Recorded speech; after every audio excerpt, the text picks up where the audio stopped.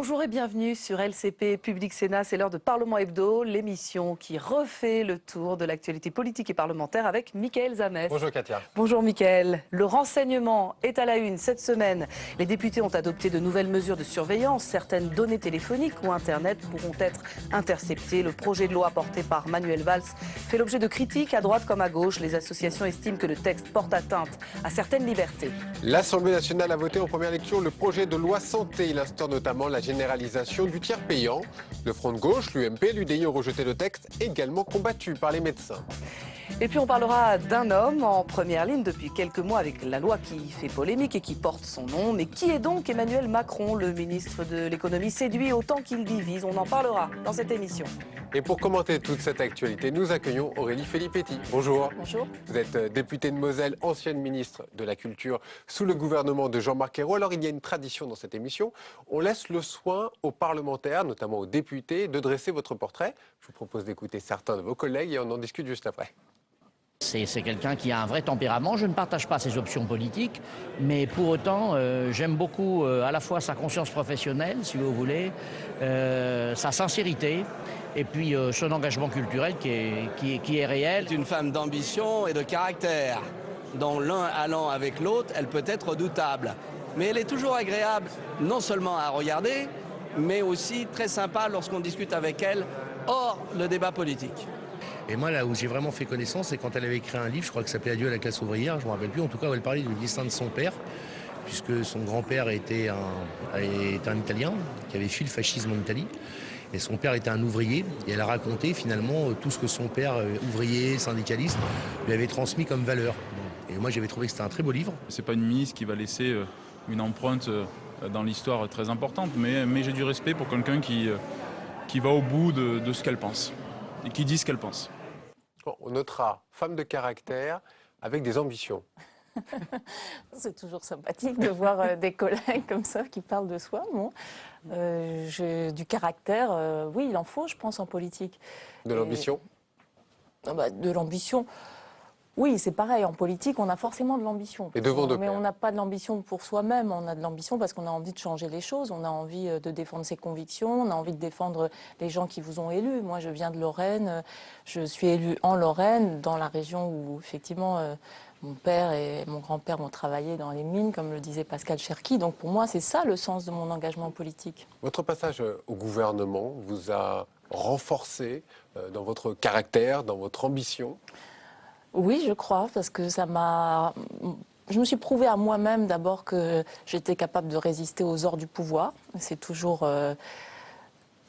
quand même une épreuve. Et puis que je pouvais à la fois essayer de faire le maximum pour mes convictions et faire changer les choses. J'ai essayé de le faire et je pense l'avoir fait notamment sur la féminisation dans le domaine de la culture, sur le combat pour l'exception culturelle en Europe, voilà. Donc, mais en même temps, il y avait un moment où je suis arrivée, c'est vrai, à un très mauvais moment, avec une baisse du budget de 6% la première année, ce qui ne s'était jamais vu dans le domaine culturel. Donc, ça a été difficile. J'ai assumé ça courageusement, mais pendant 2 ans et demi.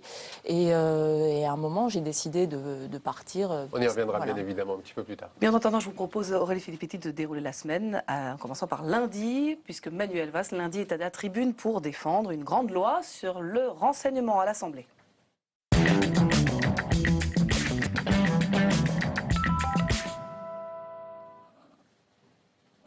Un débat moins consensuel que prévu sur ce projet de loi qui vise à encadrer l'activité des services de renseignement et légaliser le recours à certaines pratiques, écoute téléphonique ou collecte de données. Explication très détaillée de Thibault Le Floch. Donner plus de moyens aux services de renseignement et surtout légaliser leurs pratiques, c'est le but de ce projet de loi. Un impératif selon le gouvernement qui estime que la législation encadrant les services secrets français n'était pas suffisante. Il faut bien se l'avouer, nous étions en retard par rapport à nos partenaires européens, nos partenaires des autres grandes démocraties occidentales et notamment américains. Et ce retard, nous avons la volonté de le combler. 4 ministères pourront profiter de ces nouvelles techniques de renseignement. L'intérieur, la défense, la justice, notamment pour procéder à des écoutes en prison, et l'économie. le champ d'intervention justifiant l'action des services français est très large. Il concerne aussi bien la défense des intérêts économiques et scientifiques français que la lutte contre le terrorisme, en passant par la prévention de la criminalité ou la lutte contre la prolifération des armes de destruction massive. Quels moyens seront utilisés ? Il faut distinguer deux types de surveillance. Celle qui sera ciblée, avec par exemple la pose de mouchards sur les appareils électroniques, le domicile ou le véhicule d'un suspect, et la surveillance plus large qui collectera les données de tous les internautes grâce à des boîtes noires de connexion qui seront imposées aux fournisseurs d'accès. Grâce à un algorithme tenu secret, ces boîtes noires pourront identifier une adresse IP ayant un comportement suspect sur Internet. En commission, le député Sergio Coronado a fait part de sa crainte de voir ainsi émerger une surveillance généralisée des citoyens. Le texte contient assurément des moyens d'action, aujourd'hui légalisés ou qui le seront par ce texte, mais aussi des moyens d'exception et surtout le recours à des techniques qui ouvrent la possibilité à une surveillance de très grande ampleur, pour ne pas dire à une surveillance de masse. Pourtant, le gouvernement assure qu'il y aura un garde-fou, la CNCTR, ou Commission nationale de contrôle des techniques de renseignement. Composée de parlementaires et de magistrats, la CNCTR devra donner son avis sur la pertinence de chaque surveillance. Aurélie Filippetti, vous étiez présente tout le temps dans l'hémicycle sur ce texte renseignement et vous avez notamment voté avec la droite contre un amendement de Christiane Taubira pour empêcher les services de renseignement. Alors, c'est le contraire. En tout cas, vous avez, votre vote a été beaucoup commenté. Vous avez fait un tweet pour justifier sur cette question d'autoriser le renseignement pénitentiaire à agir en prison. En tout cas, vous ne regrettez pas? C'est le contraire, c'est-à-dire qu'en fait, c'est la commission des lois et certains députés socialistes, 18, qui ont voté avec la droite pour faire battre Christiane Taubira. Mais nous, moi et ceux qui nous opposions d'ailleurs à ce texte globalement, nous soutenions Christiane Taubira et nous avons dénoncé l'alliance de la droite dure avec une partie des députés socialistes, notamment le rapporteur du texte, Jean-Jacques Urvoas, pour faire tomber la garde des Sceaux sur un sujet qui pourtant l'a concernée, puisqu'il s'agissait de donner des pouvoirs de renseignement aux agents de la pénitentiaire. Vous employez le mot pour faire tomber la garde des Sceaux. Oui, parce que je pense que c'était aussi un règlement de compte politique contre la garde des Sceaux de la part d'une partie pourtant de la majorité qui ne fait pas partie justement des frondeurs. Qui vous visez? Ceux qui ont voté contre l'amendement du gouvernement. Car on dit que ce sont des proches du Premier ministre. On dit, écoutez, en tout cas, il y avait le rapporteur du texte, et puis il y a la liste nominative des députés présents, notamment celui qui était le responsable du groupe socialiste sur ce texte. Christiane Taubira devient une cible. C'est irresponsable comme vote. Écoutez, on nous reproche en permanence à nous, les prétendus frondeurs, d'être contre le gouvernement. Là, il y avait un amendement qui était présenté par la garde des Sceaux, mais qui était bien un amendement du gouvernement, qui a été mise en minorité par une alliance contre nature entre certains socialistes et la droite la plus dure, Éric Ciotti par exemple, qui s'en est félicité, alors que cela fait 3 ans que ces gens veulent la peau de Christiane Taubira, qui sont extrêmement violents avec elle, partout, vous le savez, dans les missiles, mais là, vous êtes en train de nous dire presse. qu'à gauche aussi, certains veulent la peau de Christiane Taubira. Mais moi, je trouve ça inacceptable que sur un amendement qui concernait directement les agents du ministère de la Justice, sous la responsabilité de la garde des Sceaux, il y a eu une alliance contre nature entre la droite, toute la droite, et notamment la plus dure, avec une partie des députés socialistes. Elle a été soutenue, en tout cas, par la gauche, c'est-à-dire par 30 députés socialistes, alors qu'il y en a 18 seulement qui ont voté avec la droite. Donc on était quand même majoritaire à soutenir la garde des Sceaux, et puis les Verts et le Front de gauche qui ont voté avec elle. Donc elle est majoritaire à gauche. Mais c'est pas la première fois qu'elle est en porte-à-faux par rapport à la ligne du gouvernement. Non, mais là, le paradoxe, c'est qu'elle incarnait le gouvernement, puisqu'elle défendait l'amendement du gouvernement. Donc on voit bien que certains sont allés jusqu'à s'opposer au gouvernement qu'ils prétendent par ailleurs défendre. Donc il faudrait savoir quel gouvernement ils défendent. Il y a quand même un clivage idéologique sur ces questions, on le voit avec cette affaire de... Oui. Tout à fait. C'est toujours pas réglé au sein du Parti socialiste. Et d'ailleurs, c'est bien le problème avec ce texte, c'est que c'est un texte, on a l'impression que ce texte, finalement, il a été conçu pour pouvoir recueillir le vote de la droite. Et moi, ça ne me satisfait pas. Vous savez, quand j'étais députée par le passé, dans la précédente législature, sous Nicolas Sarkozy, on s'est opposé à un certain nombre de textes. Je pense par exemple au texte sur la protection des sources des journalistes, qu'on avait dénoncé à l'époque parce qu'il n'était pas assez protecteur, au texte sur les archives, à Adopi, toutes ces mesures qui, finalement, établissaient une société de défiance. confiance. Et moi, je souhaite, et la gauche défend la société de confiance. Donc sur le texte renseignement, il ne s'agissait pas d'être naïf, Angélique, c'était pas ça du tout. Mais le texte renseignement, le problème, c'est qu'il met en place des outils qui ne vont pas servir seulement à dénicher des terroristes. C'est bien ça qu'il faut que les gens comprennent. Il y a 7 finalités dans l'article 1er du texte pour le renseignement nouvelle version. Et l'une de ces finalités seulement, c'est la lutte contre le terrorisme. Mais tout le reste, les intérêts économiques du pays, politique étrangère, tout ça, la lutte contre la criminalité en bande organisée, tout ça doit relever normalement du droit commun, ne nécessite pas de mesures exorbitantes. Il va trop loin ce texte, exorbitantes. Namo. Il va trop loin. Je crois qu'il va trop loin, oui, c'est ce qu'on a défendu en séance avec un certain nombre de parlementaires, parce que d'un côté, les outils de contrôle sont insuffisants, la Commission nationale de contrôle est insuffisante. Trop rentrer dans les détails, mais vous jugez qu'il va trop loin, qu'il est un peu contre les libertés publiques. Pas assez de contrôle, un champ trop large, c'est-à-dire qu'on va finalement surveiller les connexions Internet de 65 millions de Français, et puis les professions comme la vôtre, journalistes, les avocats ou même les parlementaires, qui doivent avoir un statut spécial. On ne doit pas pouvoir écouter comme ça un journaliste ou un Le texte arrivera au Sénat doivent être protégés. dès qu'il sera voté à l'Assemblée nationale et est certainement rediscuté. On va s'intéresser à votre parti, le Parti socialiste. Tout le monde est en ordre de marche, visiblement, pour le congrès du mois de juin. On voit tout ça et les forces en présence avec Jean-Baptiste Daoulas. Jean-Christophe Cambadélis a rassemblé large, depuis l'aile droite du PS jusqu'aux amis de Martine Aubry. Et qu'importe si tous les opposent sur la politique économique. Moi, je suis très content que de cette motion, dont j'anime la direction, il y ait des gens aussi divers que Martine Aubry, Gérard Collomb ou bien d'autres. Parce que la maladie de la gauche, la maladie du socialisme, c'est le sectarisme. Des accusations de sectarisme qui visent l'aile gauche du parti, unie derrière le député Christian Paul. Des frondeurs qui veulent conquérir le parti et imposer un changement de ligne économique au gouvernement. Il faut le faire, évidemment, sans déchirer le Parti socialiste, ça je m'en porte garant, mais il faut aussi avancer en respectant nos engagements, en s'adaptant bien sûr à la conjoncture, comme disent les économistes, mais en respectant nos principes et nos engagements en 2012. 2012, c'est pas très loin, c'était il y a 3 ans. Et pour éviter une guerre entre l'équipe Cambadélis et l'aile gauche, une 3e motion a été déposée. Portée par la députée Karine Berger, elle veut permettre un débat plus large et pas uniquement sur l'économie. C'est vrai que les 2 autres motions, on a l'impression qu'elles sont préfabriquées, elles sont en kit. Les négociations ont déjà eu lieu, les militants n'ont pas eu le droit de donner leur avis. C'est pas comme ça que ça se passe. Il va bel et bien y avoir une campagne à l'intérieur du Parti socialiste sur un certain nombre de sujets, sur la lutte contre le chômage, sur la politique culturelle, sur la République, sur l'immigration. Tout ceci, ça sera tranché et c'est pas joué encore d'avance. Croyez-moi, vous aurez des surprises. Enfin, il faudra compter avec une 4e et dernière motion de Florence Augier, qui se présente comme une héritière de Stéphane Hessel. Les militants, eux, devront trancher les 21 et 28 mai prochains. Voilà pour cet état des lieux des motions. Vous, précisément, aujourd'hui, vous vous situez où? Est-ce que votre nom a été avancé, ne serait-ce qu'une seule fois, pour prendre la tête d'une des motions, par exemple celle dite aile gauche? Alors notre motion, c'est la motion avec Christian Paul, à gauche pour gagner. Donc on est un collectif. Et c'est pas la on a motion plusieurs de l'aile sensibilités. gauche, c'est la motion des frondeurs, comment on la qualifie? C'est une motion qui est résolument à gauche pour gagner, mais en même temps qui n'est pas une motion, je dirais, de frondeurs.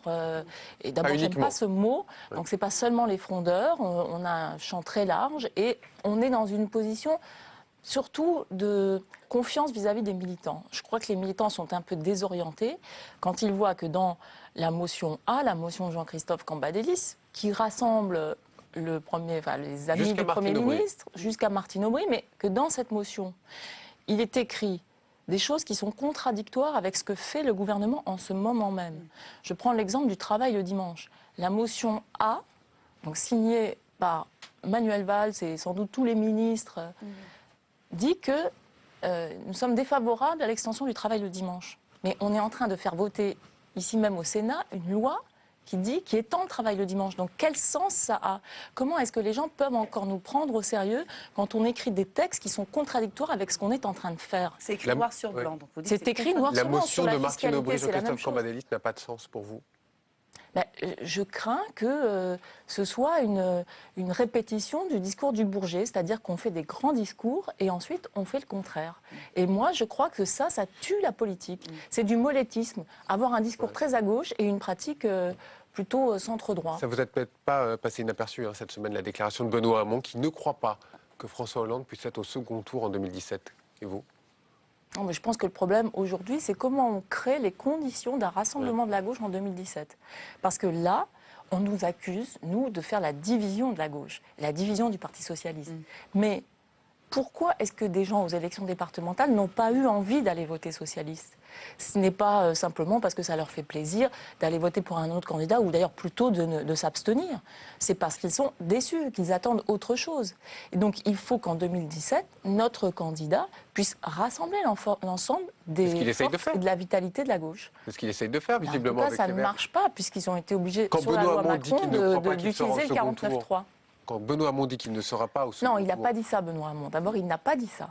Il a dit que les conditions aujourd'hui d'un rassemblement de toute la gauche, qui est la seule manière d'être au second tour, ne sont pas réunies, puisque le 49.3 ils ont été obligés d'utiliser le 49.3 pour faire passer l'une de leurs lois. Est-ce que selon vous, une primaire à gauche serait utile? Moi, je crois qu'une primaire à gauche serait utile et même indispensable pour justement rassembler toutes les familles de pensée de la gauche.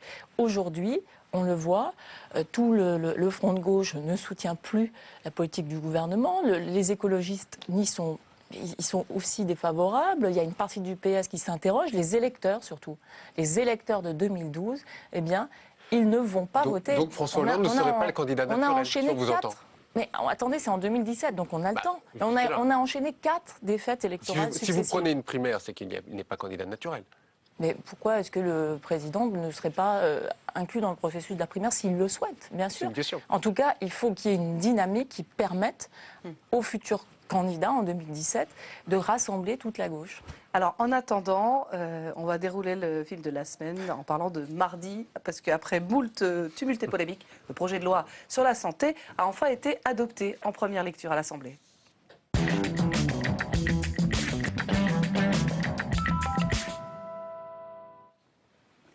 Ce projet de loi vise à instaurer la généralisation progressive du tiers payant. Front de gauche, UMP et UDI ont rejeté le texte, avec chacun sa raison. Les médecins sont eux aussi en colère. Le texte promet des avancées sociales. État des lieux avec Marion Lefebvre-Becker. Pour 311, contre 241, l'Assemblée nationale a adopté.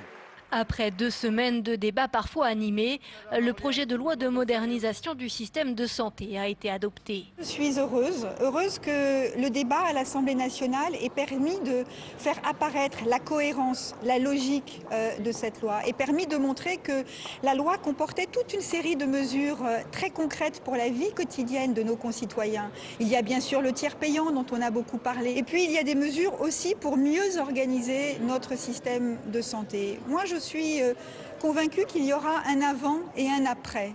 Sans surprise, les députés de l'opposition ont voté contre, dénonçant une étatisation du système de santé. Ils se sont fait le porte-voix des médecins sur le tiers payant généralisé. C'est une erreur fondamentale, c'est la grande erreur du quinquennat de François Hollande.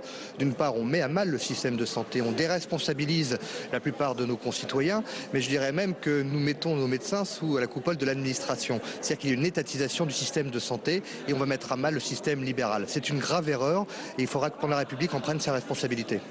Parmi les principales mesures, la loi autorise les actions de groupe dans le domaine de la santé. Les malades du cancer pourront bénéficier du droit à l'oubli. Le délai de réflexion de 7 jours avant les interruptions volontaires de grossesse a été supprimé. Les salles de shoot seront expérimentées. Enfin, les députés ont également adopté une série de mesures renforçant la lutte anti-tabac et la lutte contre l'obésité. Beaucoup de choses dans ce texte, et notamment cette mesure, la dispense d'avance de frais chez le médecin de ville. Est-ce que pour vous, c'est une loi typiquement de gauche ? C'est une bonne loi. Comme quoi, on n'est pas dans l'opposition systématique à ce que fait le gouvernement. Quand il y a des bonnes lois qui correspondent à nos idéaux et nos engagements, on les soutient de tout cœur. C'est la mise en musique de la grande promesse de François Hollande. Mais bien sûr, sur le tiers payant, donc, qui est une mesure sociale, pour permettre, pour que ce ne soit pas les Français qui aujourd'hui ont des difficultés de pouvoir d'achat qui soient obligés d'avancer les frais. Et puis sur beaucoup d'autres choses, le droit à l'oubli pour les malades qui ont eu un cancer. Malheureusement, beaucoup de nos concitoyens vivent ça dans leur famille. Quand vous avez un cancer, ensuite, vous ne pouvez plus faire d'emprunt immobilier pour acheter une maison. Et ça, ad vitam aeternam. Et là, les délais seront réduits. Les délais vont être réduits. C'est quand même... Là, vraiment, c'était une mesure indispensable. Les femmes qui décident d'avoir recours à l'interruption de grossesse ne se verront plus imposer un délai absurde de 7 jours entre 2 consultations médicales. Il y a les mesures sur la santé. Une loi de progrès. C'est vraiment une loi de progrès et une loi sociale. Mais quand on entend un député qui disait que vous allez vous mettre les médecins à dos aussi. Ben, vous savez, je crois qu'il y a beaucoup de discussions avec les médecins, mais à un moment, c'est l'intérêt général qui doit primer sur les intérêts particuliers.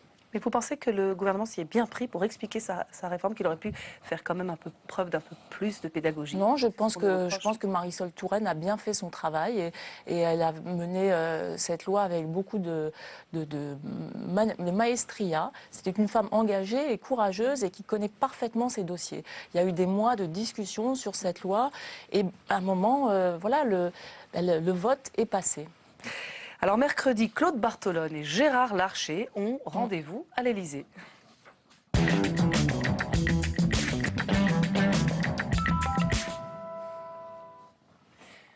François Hollande leur avait demandé des propositions concrètes pour faire vivre l'esprit du 11 janvier, jour de la marche de Paris contre le terrorisme. Alors les présidents des deux chambres ont rendu un rapport, chacun son rapport. Paul Bouffard. L'un cite Charles de Gaulle, l'autre François Mitterrand. Leur engagement républicain est différent et presque opposé. Pour Gérard Larcher, il est essentiel de mieux contrôler les flux migratoires. La France devrait fixer des quotas annuels d'entrée sur le territoire, cela en fonction des capacités et des besoins des entreprises françaises. Contrôle de l'immigration au risque que les communautarismes ne disloquent la nation. Autre point, le dialogue franc avec l'islam. La politique ne doit pas ignorer le fait religieux. Pour l'élu UMP, l'islam doit s'organiser de manière plus représentative. L'État qui doit être laïque, qui doit conserver la loi de 1905 de manière intangible, a la responsabilité de prendre en charge un certain nombre de relations avec les cultes dont le socle doit respecter les valeurs de la République. Et parmi ces valeurs partagées, je pense à la question de l'égalité homme-femme. Claude Bartolone, lui, appuie sur le développement de la citoyenneté. A l'inverse, pas question d'immigration ni de religion ou de laïcité dans son texte, mais plutôt une lutte contre l'abstention. L'élu de Seine-Saint-Denis souhaite l'instauration du vote obligatoire pour toutes les élections. Cette démarche, pourquoi? Parce que la démocratie, ça s'entretient. La démocratie, ça s'irrigue. Et je ne connais pas meilleure manière d'arroser la démocratie que de dire voilà, je participe avec la goutte que représente mon bulletin de vote pour lui permettre de croître. Autre mesure, des petits trucs comme il le dit pour le monde associatif, facile à mettre en œuvre. Création d'un droit à l'engagement associatif, accréditant engagement pour les salariés effectuant leur service civique. Au final, une centaine de propositions pour 2 rapports restés indépendants, car au lendemain du 11 janvier, les 2 présidents du Parlement devaient travailler ensemble. Mais fâchés sur leur vision du bicamérisme, ils ne trouveront jamais de voie commune. Pas toujours très simple de travailler ensemble. Aurélie Filippetti, Christian Clino-Maupoil est avec nous, partenaire du Figaro. Vous allez intervenir d'ici quelques minutes. Katia, 1 ou 2 questions. 1 ou 2 questions sur le vote obligatoire. C'est la grande mesure qui ressort de ces rapports. Vous êtes plutôt pour ou contre? C'est une bonne idée? Oui, moi je trouve que c'est une bonne idée parce qu'il faut que tous nos concitoyens expriment leur point de vue.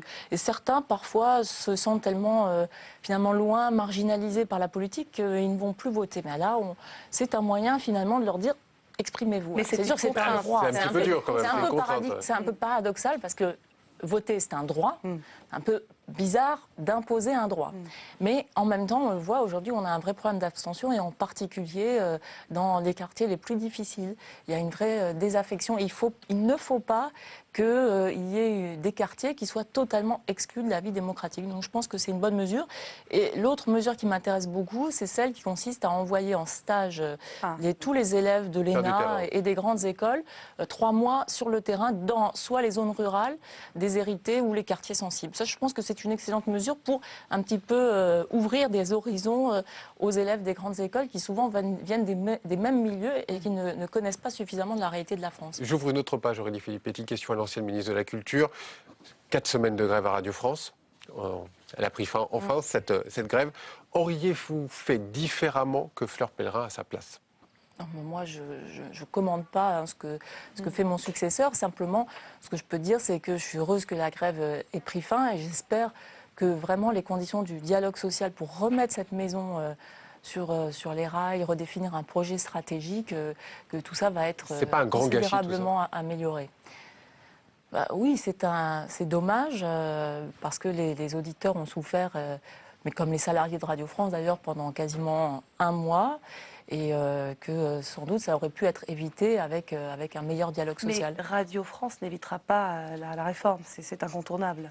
Le service public, la réforme, une réorganisation sont nécessaires, mais enfin, c'est quand même un service public de grande qualité. Donc on peut évidemment faire des modifications dans l'organisation en silo, l'encadrement. Voilà, ça c'est évidemment tout à fait possible, envisageable. C'est pas moi à définir les lignes, mais il faut surtout souligner la qualité exceptionnelle de ce service public, aussi bien France Inter que France Culture. Moi, j'ai une immense affection et admiration pour France Culture, notamment, qui est une radio exceptionnelle. Et Mathieu Gallet, sa place est là. C'est le CSA qui l'a nommé. Moi, je suis celle qui a fait la loi sur l'indépendance de l'audiovisuel. Qui permet au CSA c'est donc le CSA, en toute indépendance. Et il a montré son indépendance en nommant Mathieu Gallet. C'est le CSA qui a fait ce choix.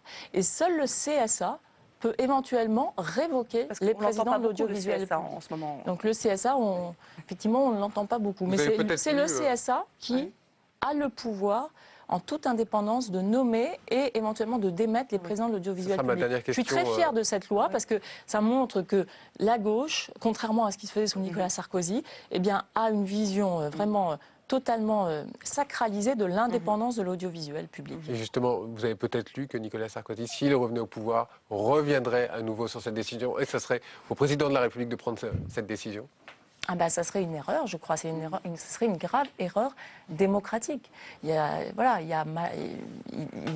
président de la République ne doit pas s'immiscer dans les affaires de l'audiovisuel public. Pourquoi? Parce que derrière, c'est l'information de l'ensemble de nos concitoyens. Donc il doit y avoir une absolue neutralité de cette information et donc des gens qui dirigent l'audiovisuel public. Message bien compris. C'est l'heure d'accueillir notre partenaire du Figaro pour un décryptage de l'actualité politique.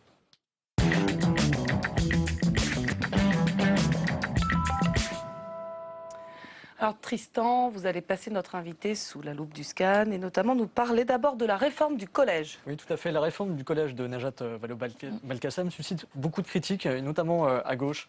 On a vu Jean-Marc Ayrault qui s'inquiète pour l'enseignement de l'allemand, mais aussi François Bayrou qui s'inquiète pour l'avenir du grec et du latin. Ce sont des critiques qui sont justifiées ou pas? Moi, je partage ces inquiétudes, aussi bien concernant les langues anciennes, puisque je suis comme François Bayrou, on est agrégé de lettres classiques, donc on a eu la chance de découvrir les charmes du latin et du grec, et aussi pour les langues vivantes.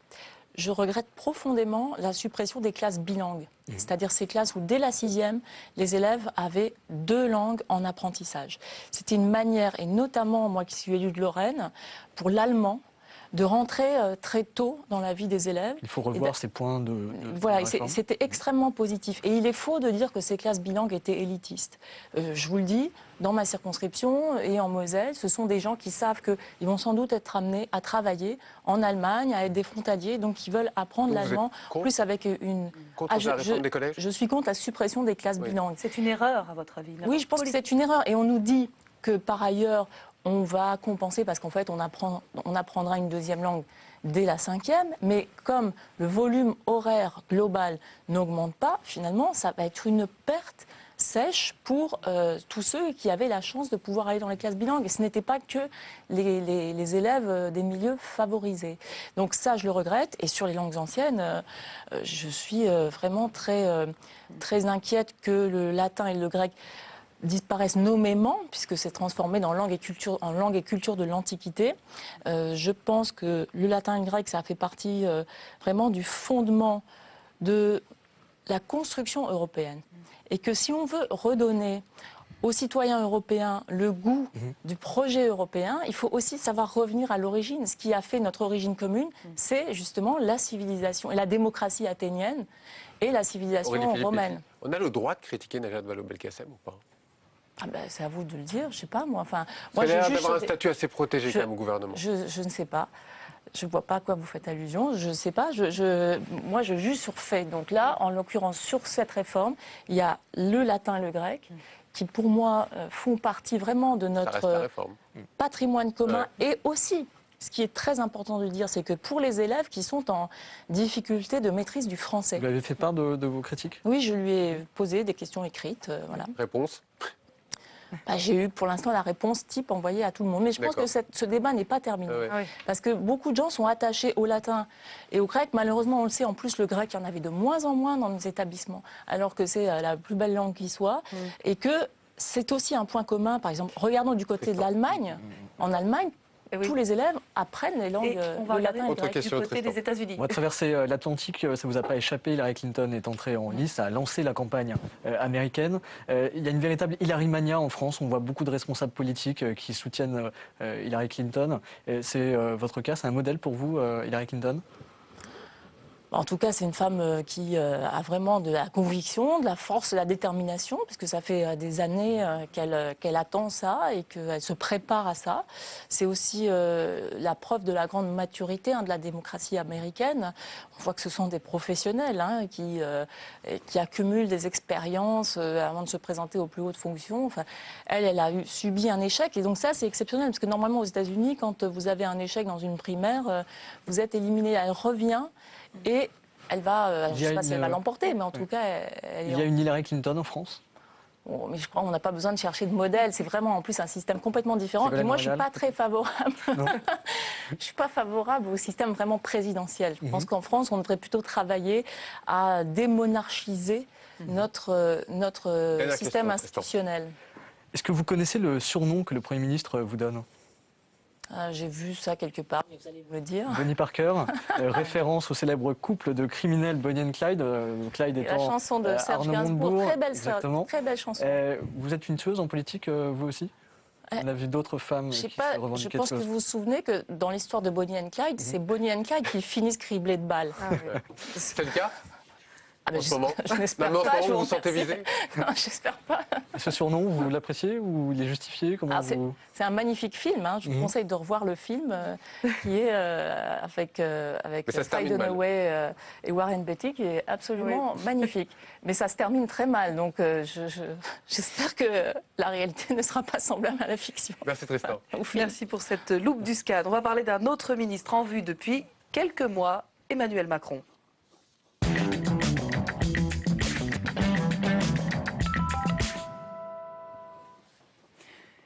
Il est monté au front avec la loi qui porte son nom, actuellement en débat au Sénat. Jeune ministre qui veut libérer les verrous, les énergies dans son pays.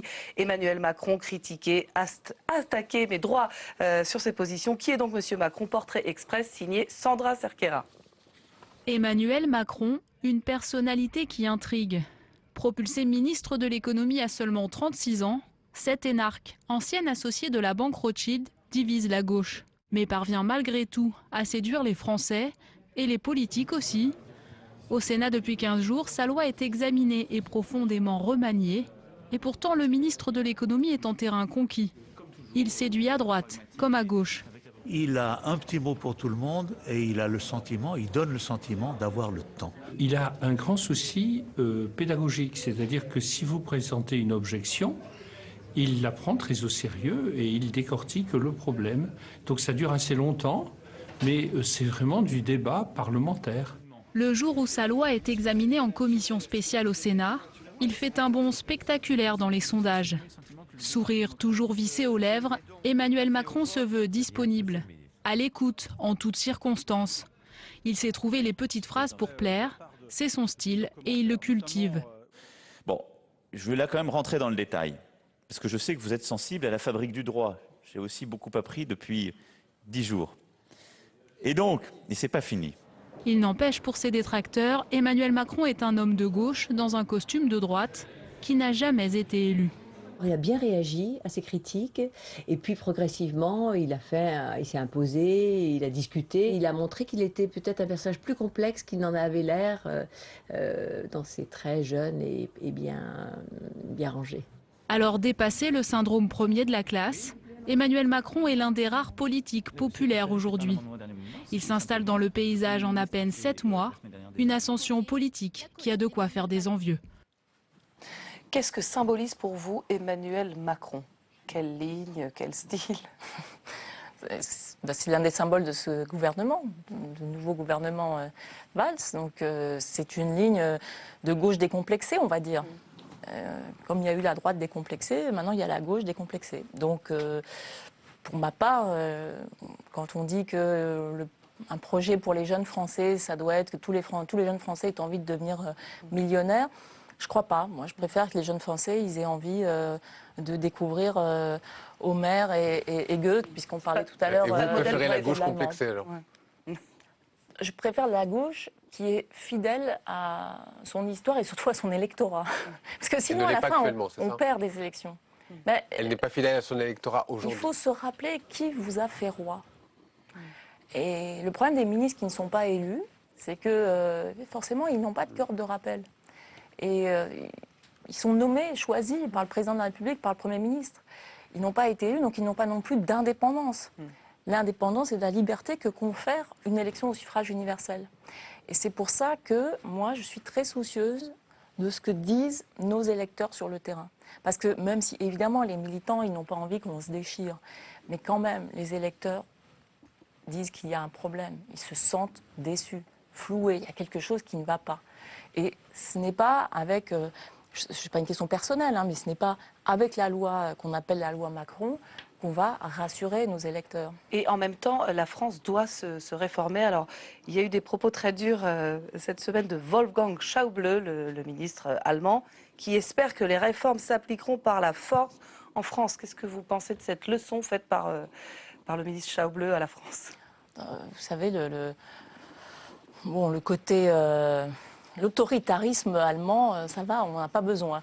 Donc Wolfgang Schäuble est un des ministres les plus conservateurs qui soit. En Allemagne, il faut bien le voir. Donc, plus qu'Angela Merkel. Encore plus qu'Angela Merkel, oui, absolument.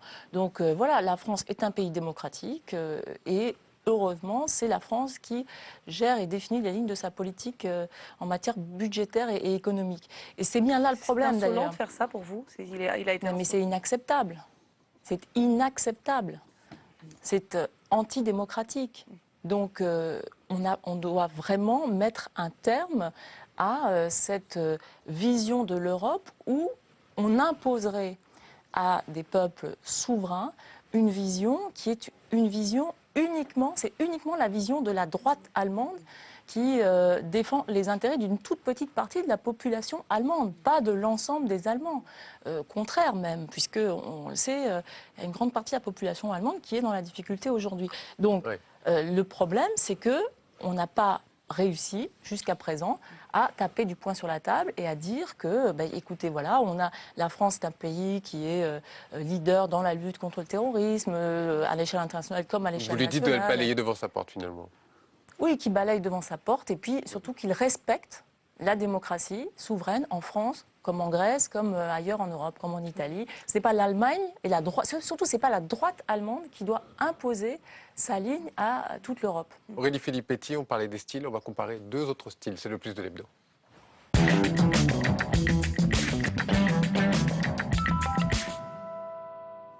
Deux documentaires, deux ministres, deux anciens premiers ministres, deux styles. France 3 a consacré cette semaine une soirée au portrait de Jean-Marc Ayrault et Manuel Valls. Simon Barbarie les a comparés, on regarde ça en images. Non pas un, mais deux premiers ministres en vedette sur France 3 lundi soir. 2 documentaires sur 2 locataires de Matignon, Manuel Valls le Matador pour commencer, le Torero, le Picador ou encore le Couillu.